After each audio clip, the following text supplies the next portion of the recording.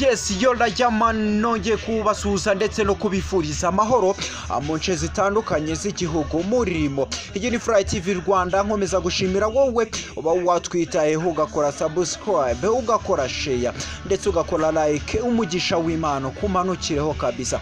Yes, uyu munsi rero ni mu nkuru zidasanzwe nkuko mubimenyereye, ni short story. Ni mu mwanya wa short story ziba zigezweho gatanuko, kandi ubu ngubu rero umukobwa wari mu byishimo byo gusoza amasomo akaba yiyambuye ubusa mw'abanyarwanda mwe, akaba ari umugandekazi.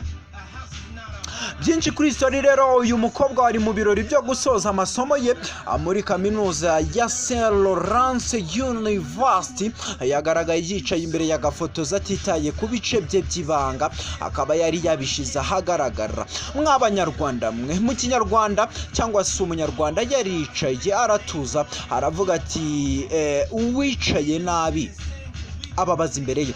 Ikinyamakuru Campus B gikora muri Uganda cyadutangarije ko iyo foto yahanahanwe nabi igitsina gabo cyane, ndetse banayivugaho byinshi birimo no kugaragaza ko bifuzana kumenyana n'uyu mukobwa.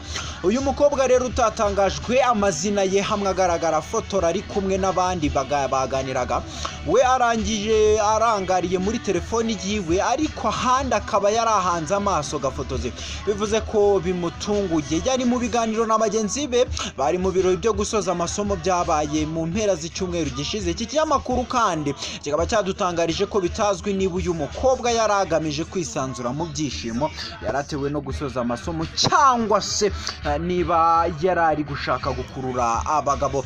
Ni kenshi abakobwa bo muri Uganda biyambika ubusa bagashyira ku mbuga nkoranyambaga ubwambure bwabo hanze, bakavugwa cyane, nyuma bikaza kubaviramo kumenyekana cyane. Nubwo iki gihugu gifite amategeko abihana, bwo birumvikana ntabwo biri mu muco w'iki gihugu cya Rwanda. Ni muri short story, iyi ni Fly TV Rwanda. Ntiwibagirwe kugenda udakoze subscribe. Story nziza zishyushye zigezweho zijyaje zikugera neza 5 kuri 5. Ndabakunda cyane. Ciao ciao, Imana ikomeze kugenda ibarinda.